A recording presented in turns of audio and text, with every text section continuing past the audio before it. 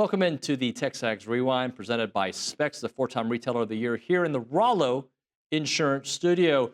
And we're going to talk about the show today. Today is what, Wednesday, June 25th, 2025. Ava Davis, your favorite part of the show.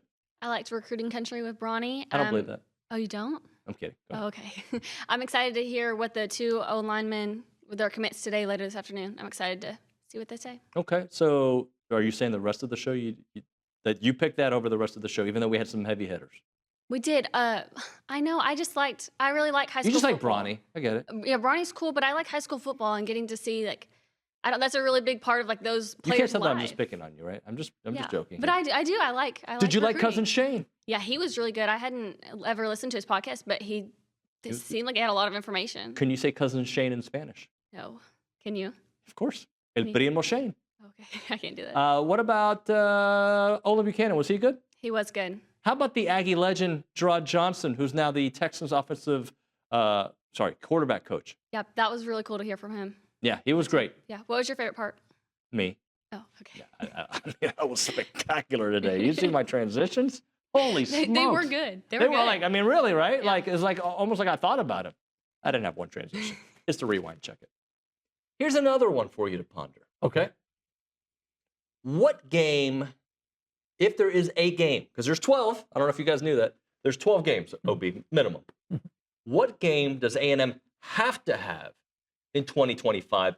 And the reason I'm telling you that is there was a article I read about Brian Kelly needs the Clemson game for... That's wrong. Okay? And I don't think you need a game early on. You could certainly use it. And you can go very low-hanging fruit. You need the Texas game because it's the rivalry, and they'll probably be a top-5 team. I get it.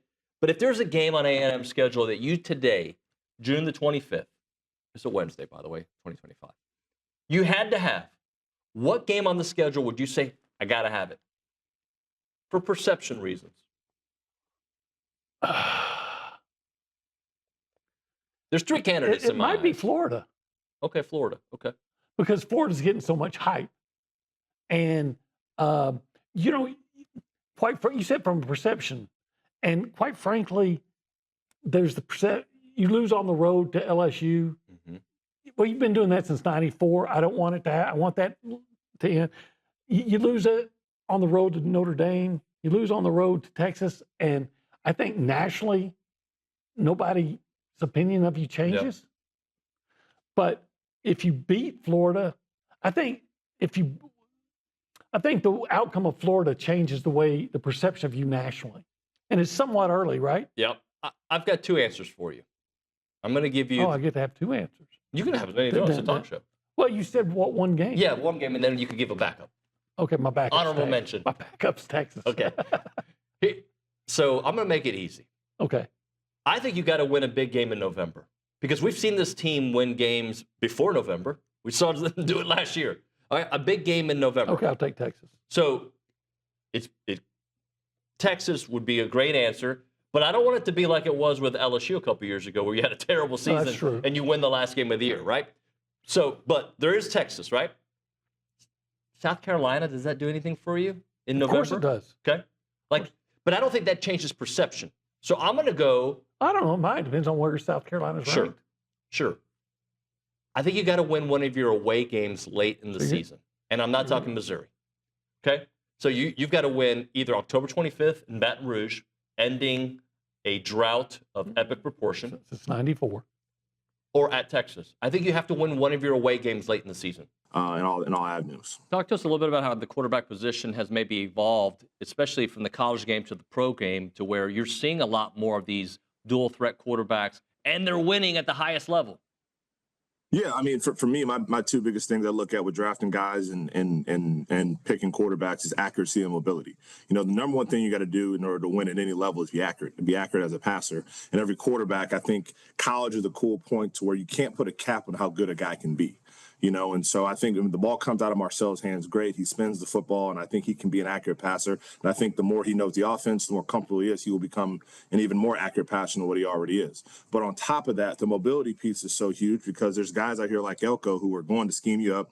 They're going to have great defensive game plans. You're not going to call perfect plays. And so The mobility piece, I think, is so huge for all of us, especially us in the NFL, and I think it's the same in college, to where half the time mobility piece is great, to where if we call a bad play or the defense calls a great play, you can keep us out of being 2nd and 20 and you just get us to 2nd and 10, right? So it starts with just being able to minimize the catastrophic plays to keep you on schedule.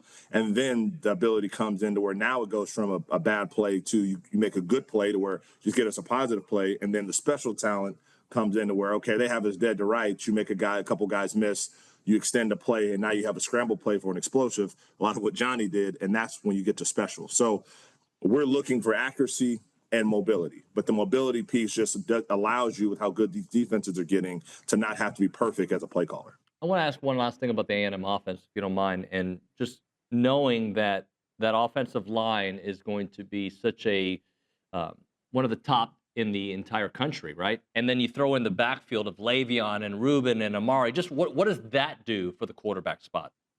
It's huge. I think when you have a veteran offensive line group or a talented offensive line group, what it allows you to do is be better in situational football. That's one thing. Now, we have less possession than the NFL, so we really have to think in the game, and situational football is always on our mind. There's more plays in college, but that being said, if your line is better, it should be more positive plays in the 1st and 2nd down. It should now get the quarterback in more third manageable, so now you can keep a run or pass option, which should allow you to be more efficient. So if your line is really, really good, you should have less negative plays. You should be on schedule more, and that's just going to help a young quarterback thrive. Jerrod, do you have a moment at A&M that is your most special moment? And maybe it's football, maybe it's not, just that you think of like, yeah, that kind of encapsulates my time at A&M. We went down to Texas Tech. My junior year, and I think we had a tough loss, and Texas Tech had a big win against, I forgot who they beat, but we went out there and rolled them pretty good, and just in the locker room with the guys, that's a moment I'll never forget. And then, of course, my senior day, just knowing everything that went into me going to A&M, my dad passing away while I was at A&M, and my mom being on the field, and I believe, I can't remember, I think she brought a jersey, my dad's jersey out there with me. And so this place has so many special meanings to me. And I just think, every time I drive by Kyle Field, I'm just thankful that I got an opportunity to play there. And, it always have a special place in my heart. Those offensive linemen that will have, 2 today potentially that are? 2 today are making announcements. And so we'll start with Avery Morcho out of Fort Bend Ridge Point. 1 o'clock today. Have felt good about A&M with Morcho since they offered. That is, I'd have to go back and look and do some research, but it feels like Missouri City might be the most fruitful recruiting ground for Texas A&M over the last decade. Yeah. Any town in Texas, right? Like, and you classify that under Houston area. I'm sure there are some in Dallas area that have been, just as prosperous for Texas A&M. But off the top of my head, there's been so many Missouri City kids come to Texas A&M, Sugar Land, Missouri City, Fort Bend ISD, right? And I think A&M has got a great reputation in that area of the state. And it's really weird. Like, from some of these kids, you just get A&M vibes from them very early. And I got that from Morcho. And I don't think that's changed, especially as A&M was kind of there were guys jockeying up and down their big board on the offensive line. And as Avery Morcho became a clear target and a clear priority for Adam Cushing, that only, like, the A&M sentiment only was furthered because of that. Like, I think, okay, like, now A&M's going to make a big push for this kid. I think he always had an affinity for College Station and for Texas A&M. And so that one's going in the right direction. I haven't heard anything that would make me think otherwise. And one thing about, like, those Missouri City kids, like, they have pretty high hit rates too.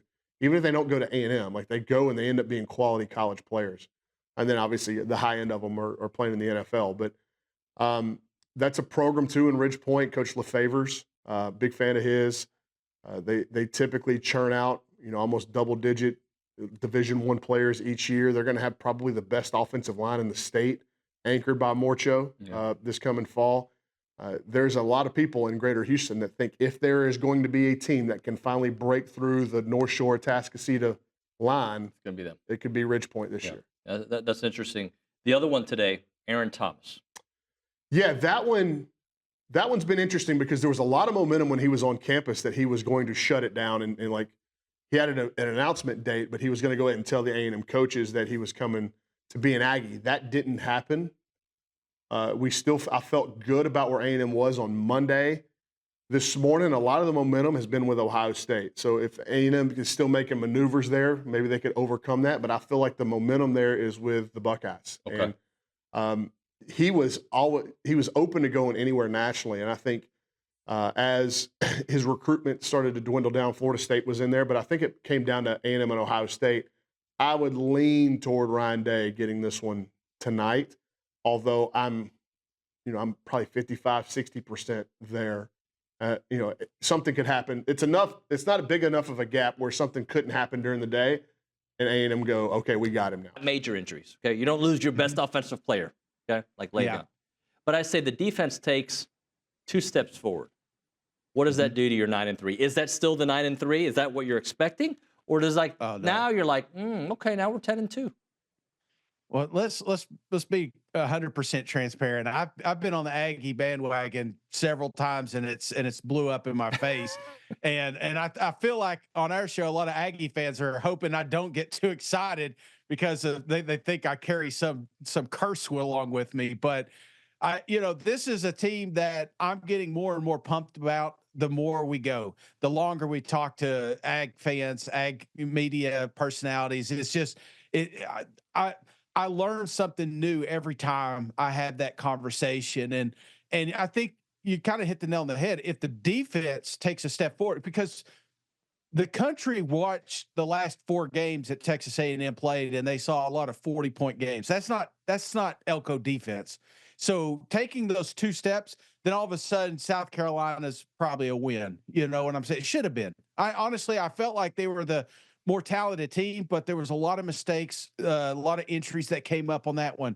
And then you factor the Auburn travesty. That's what it was. Yep. I feel like, you do that, then all of a sudden you are a playoff team. So I feel like we're closer than most 2-year coaches would be down there in College Station. And that's the reason you should be excited, because let's face it, when you do make playoff runs and when you do win national championships, you can look at every championship team and there's a little lady luck. That's one thing that you can't factor in. You got to have some good luck on your side. And unfortunately, A&M didn't have that last year. I want you to tell the people what to do, but whatever goes in the middle, I want it to be first. Whatever goes last, I want it to be second. And whatever goes first, I want it to be last. I had a system. I know. That's why I'm switching it up on you. Remember to comment. Remember to follow. You got to subscribe, and you got to share. And then come back tomorrow for more. Do you like when I pick on you? Yeah. Do you hate it? You can No, be I don't hate it. Nobody's I had a system, though. It's okay. Nobody's It was a system. If you're Remember to listening, comment, like, share, and subscribe. if you're listening still at the end of this message, please put El Primo Shane.